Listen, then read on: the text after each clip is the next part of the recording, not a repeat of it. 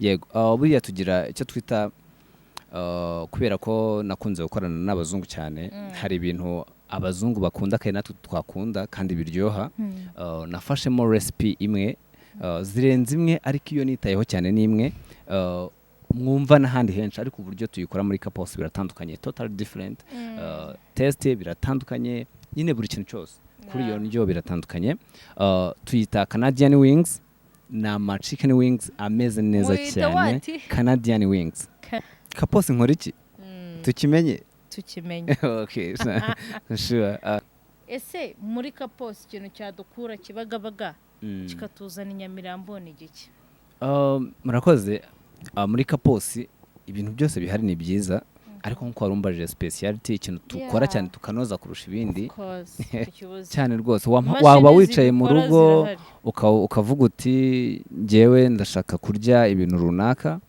even nibyo tutagira ushaka ku suggesting igitekerezo ukambwira ngo just ko nshaka kurya ikintu runaka. Welcome Kapos, urakaza neza ku Ibaba studio. Urakoze cyane. Mwiriwe mute? Ya meze neza nta kibazo. Ibintu bimeze neza. Wow. Ndabona umeze neza ufite akanyamuneza. Yeah, thank you. Niko mpora. Abantu banje cyangwa se abantu ba hafi buriya baranzi mpora nishimye. Wow.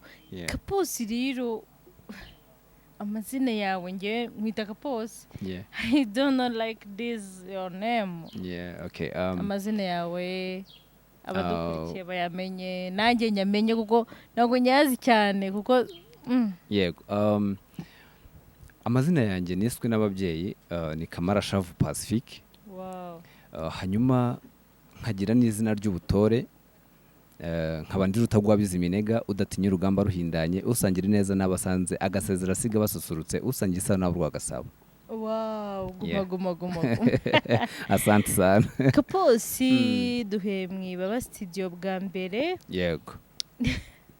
Nta kintu gitangaje nko kuba uri kubazwa n'umukobwa. Yeah, just it's ni gender balance nta mirimo umukobwa atako. Yeah, just ndi umukobwa w'imfura mu Ibaba. Okay. Bagomba gufata responsibility z'aba mama. Yeah, jambabona mwatwitse. Yeah, turatwika ariko ndabakurikirana cyane. First of all, hari ikintu kimwe nshaka kubaza Kapos. Kubaza wowe nyiri wowe. Yego. Hari ukuntu wibagirwa izina ry'umuntu ukavuga mu mazina atatu sibyo? Yego. Nangaruka uryibagirwa commentaire ariko Kapos mu buzima busanzwe uri mu ntoki ukora iki ubahe ese meze neza wanyweye amata. Yego Kapos nkora iki tukimenye. Okay sure Kapos ndi umusore mutoya w'imyaka itari myinshi cyane nkuko abantu babibona. Yeah. Nkuko mubyumva nyine ndi nyiri Kapos niyo mpamvu banyita Kapos. Wow. Niko akazi kanjye ni ubuchef ndi umuchef. Natangiye mu mahoteli agiye atandukanye. Nakoreye muri Fatima i Musanze abantu barayizi cyane n'ahandi henshi hagiye hatandukanye. Hari abambonye kwa Agnes buriya kwa Agnes naho nakoze bitari byinshi cyane ariko nyuma yaho ngira igitekerezo cyo kuvuga reka nkora ibyanjye. Wow. Yego. Kapos ufite Kapos yawe? Yego. Kapos ni yanjye. Wow. Nkaba ari nanjye chef. Iri zina Kapos ni just ni company name. Ni company name yawe. Yego. Wow, tape my friend. Thank you so much. It. Thank you so much. Yego. Ubwo rero nibyo ngibyo cyangwa se nuwo ngo Kapos ndiwe aka kanya keretse nkwifuza kumenya byinshi birenzeho yansanga inbox buryo ntago aba ari byiza cyane gushyira ubuzima bwawe bwose kuri social media ariko muri aka kanya nibyo ndi gukora. Nk'abashuti badukurikiye ku Ibaba studio badukurikiye kuri Kapos turagira ngo tubamenyeshe yuko Kapos ubuzima bwiwe life ntabwo yabishyira hariya ariko turagira ngo tunabamenyeshe yuko Kapos ntabwo ari izina ryiwe personnel ni izina ry'akazi ni izina rimuha ahantu agomba kuba ari cyane kuko uyu munsi ndi Nyamirambo ndumva naza kugusura muri Kapos. ni karibu cyane ni karibu rwose ni njyewe ndumva nshaka kubaza Kapos. yego Muri Kapos mudufitiye iki kiri specialite itandukanye na quartier murimo kuko tujya kubaza ngo cyandukanye n'ahandi nta hantu hataba specialite. Ushobora kujya kwa Agnes ugasanga specialite imeze gutya. Ushobora kujya muri Silver Hotel Kibagabaga ugasanga hari specialite y'urukwavu inkoko. yego Ushobora kujya muri Green Corner Kibagabaga. Green Corner nayo ni nziza.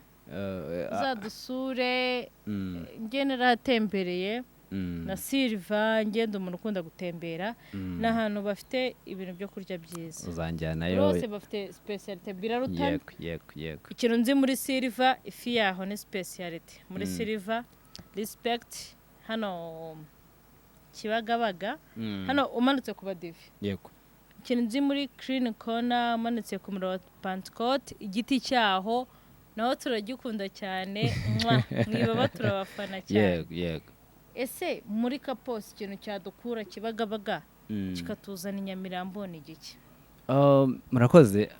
Muri Kapos ibintu byose bihari ni byiza ariko nkuko warumbaje speciality ikintu tukora cyane tukanoza kurusha ibindi. yego buriya tugira icyo twita kubera ko nakunze gukorana n'abazungu cyane hari ibintu abazungu bakunda kandi natwe twakunda kandi biryoha.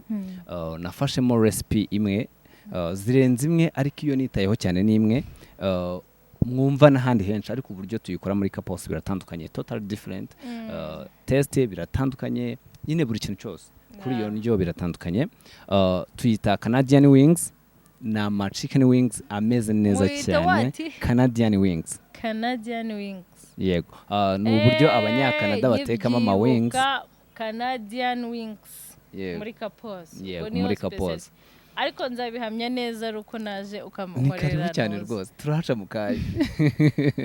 iyo ndyo ndayifata cyangwa yego iyo ndyo urayifata ni ama chicken wings nagushimira aba ameze neza cyane.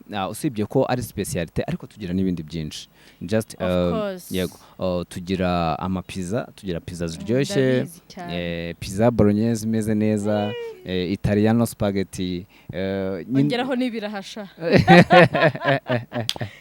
nkunda ibiraha byo muri Kapos. tugira n'ama snacks tugira ibyo biraha tugira ibiraha tukagira noneho tugira amandazi atandukanye n'ahandi hose buriya wazenguruka. singuciye mu ijambo. yego nta kibazo ariko hari abantu bajya bavuga ngo ibiraha ni ibintu biri simple bro.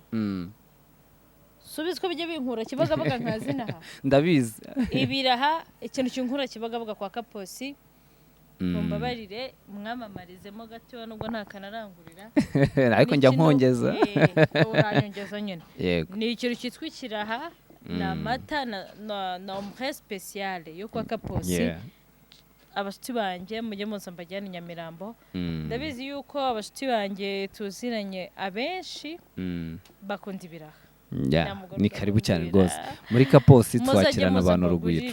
ni kwa Kapos Nyamirambo na special ombre spéciale na ariko na baga bajya bambwira ngo just tugira baga ziryoshye ariko muri no minsi baga twabaye tuziretse kubera twabonye package y'abantu turi guha ntago turi kubasha nyine kubifidinga neza ngo tubahaze. ese dufite komande y'abantu nka 30-40 wadukorera iyo komande. nabakorera cyane rwose Canadian wings. murumva ko yuko kwa Kapos nta kintu kibuze cyane rwose waba wicaye mu rugo ukavuga uti njyewe ndashaka kurya ibintu runaka. Even nibyo tutagira ushaka kunsuggesting igitekerezo ukambwira ngo just ko nshaka kurya ikintu runaka wabonye ahandi se cyangwa wumva ushaka cyangwa ufite uburyo bwawe gitegura wowe ufite ukuntu gitegura ukabona utari butegura abantu benshi cyarimwe ngo bikorohere njye urambwira nta mwanya ufite. nta mwanya ufite njye urambwira ati ntegurira bino byo kurya ubimpereze kandi mbiguhereza rwose bimeze neza. yego abantu rero bagira anniversaire abantu bagira uturori twinshi tugiye dutandukanye abashyitsi bagusuye bride shower baby shower ninjye muntu wagukorera ibyo kurya bimeze neza ukandangira n'abandi.